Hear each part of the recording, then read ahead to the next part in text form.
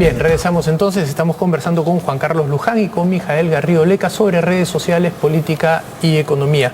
Mijael, antes de ir a la pausa mencionaste que te parecía muy bien que los jóvenes salgan a la calle.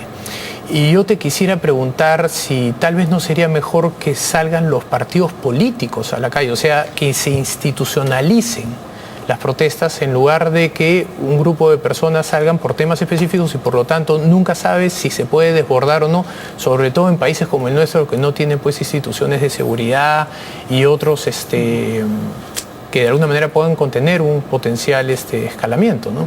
Mira, estoy de acuerdo en la teoría y espero que no me vaya a acusar usted de constructivista, pero creo que de cara a la realidad, dicho sea de paso, es que no existen partidos políticos o que, digamos, quedan un par cada vez más cerca de la extinción.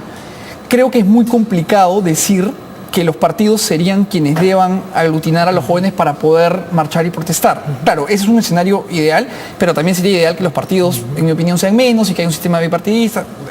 Una derivada podría ser que las redes sociales pueden llegar a extinguir a los partidos, no como mecanismos electorales, pero sí como mecanismos de canalizar las diferencias sociales. Yo no creo. Creo que las redes sociales tienen una serie de premisas bajo las cuales operan que hacen que sea un espacio muy distinto a la realidad real, digámosle entre comillas. ¿Por qué lo digo? Porque en las redes sociales uno no interactúa bajo el mismo espectro de cuestiones que en el mundo no virtual. Y estas son básicamente el costo que uno tiene de opinar y de tomar una postura, en primer lugar, y en segundo lugar, el costo que uno tiene de informarse de qué es lo que piensa el resto. En redes sociales esto tiende a cero. Y el hecho de que esto sea tan bajo incentiva a que la opinión sea más dinámica. Aprovechando eso, quería preguntarte, Juan Carlos, ¿cuánto crees que influyen las redes sociales en la opinión pública cuando medimos, por ejemplo,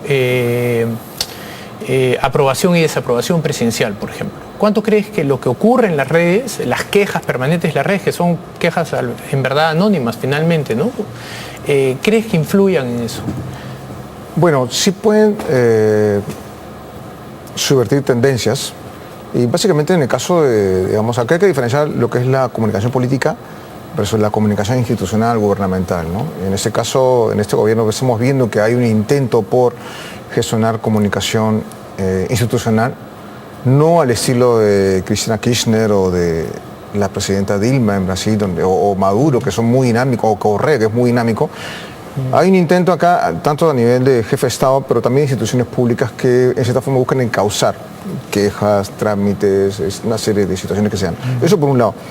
Por el lado de la comunicación política, de hecho que sí aparecen estos personajes que mencionan a unos muy anarquistas, siempre buscando la oposición, que sí buscan mover determinados temas o casos que se presentan de este gobierno o de algún partido político para obviamente buscar lo que se llama el rebote, ¿no? El rebote en medios.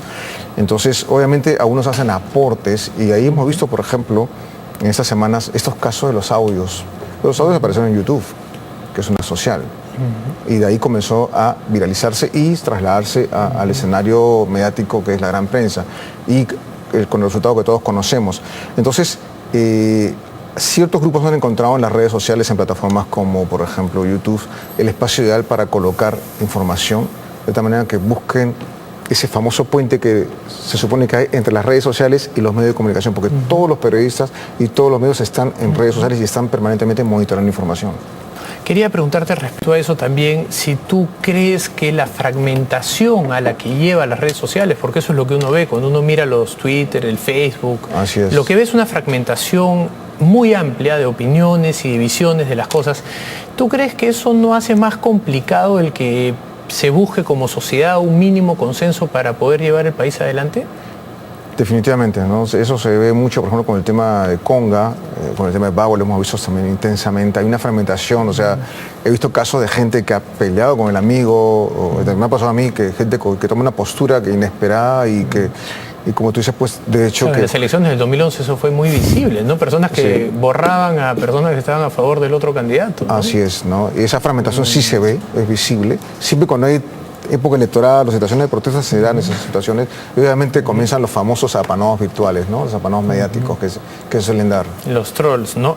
Mijael, quería preguntarte también, que esto es algo que se ha estudiado mucho, pero sobre todo en Europa y en Estados Unidos, ¿hasta qué punto las redes sociales son un buen predictor electoral?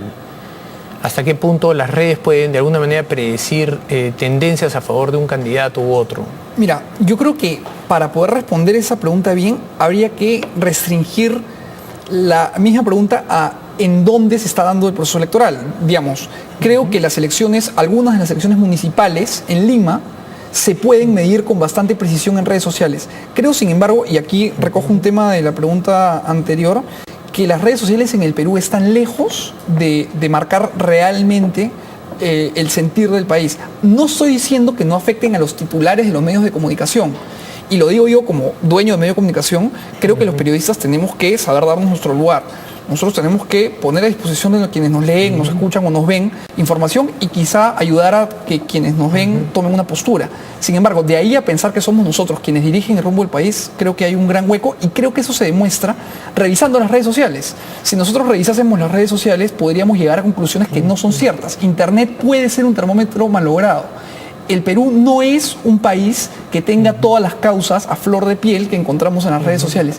Y finalmente creo que podríamos encontrar una situación en la que el gobierno tiene toda la población de redes sociales apoyándolo detrás de una causa, pero sube el precio del pollo y la aprobación general se va a ir al piso. Creo que todavía tenemos que entender que Internet es un medio de comunicación al que no todos tienen acceso y que quienes tienen acceso no necesariamente tienen los incentivos correctos como para opinar. Se me acaba el tiempo y quisiera hacer una pregunta a ambos muy cortita. ¿Hay alguna forma, algún canal a través del cual las redes sociales pueden influir en la economía? Si puede lo que está ocurriendo en un ámbito de las redes sociales de alguna manera revertir eventualmente a la economía. A través de, por ejemplo, una caída en la percepción del inversionista o afectar precios o algo por el estilo. Yo creo que sí. Si me permite, Juan Carlos, creo que hay cierta información que podría generar volatilidad en los mercados que puede distribuirse con una celeridad que antes hubiera sido desconocida a través de las redes sociales. ¿A qué me refiero? Si en los años 80 o 70 alguien tuviese una información sensible frente a un cambio en la bolsa de valores, se la pudo haber contado a 3 o 4 amigos en algún sitio y quizá esos amigos iban a hablar y tal, pero el efecto multiplicador no era geométrico. Hoy día basta con que alguien informado y quizás anónimamente ponga un tweet y yo creo que sí puede tener una consecuencia bastante tangible. Correcto. Bueno, el escenario se presta para manipular. Definitivamente es muy fácil sembrar un rumor en las redes sociales. No recuerdo un caso que realmente haya incidido en la economía. Quizás lo que sí puedo recordar es el caso de las protestas de Conga, de los rebotes, del caso Bagua. O sea, ahí hemos visto cómo se organizaron diversos grupos para mostrar lo que hacían. Fotografías, videos, audios, que no necesariamente eran gestionadas por los comunicadores. Pero es que a veces también ponen fotos y videos falsos, ¿no? Sí, el montaje hay que tener un ojo, como buena lupa para detectar el Photoshop. Han habido muchos casos, mucha gente que han matado incluso. Entonces, yo creo que en ese caso las redes sociales todavía no tienen esa influencia, pero creo que también al mismo tiempo el gobierno tiene una linda oportunidad de que fomente el emprendimiento a través de las redes sociales. O sea, vemos acciones de emprendimiento por parte de empresas como Telefónica, a través del proyecto Guaira, pero no vemos que de parte del lado del Estado existe ese tipo de promoción como lo hacen, por ejemplo, en Colombia, ¿no? Donde hay una gran apuesta por el emprendimiento, el Estado facilitador que me permite a mí, con un ecosistema digital, correcto, generar aplicaciones, contenido y capacitación a la gente, ¿no? Yo prefiero que me cobren menos impuestos.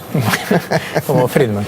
Muy bien, Mijael, Juan Carlos, muchas gracias por acompañarnos esta noche. Gracias. Gracias a ustedes. Bien, vamos nosotros a una pausa y regresamos. Scotiabank.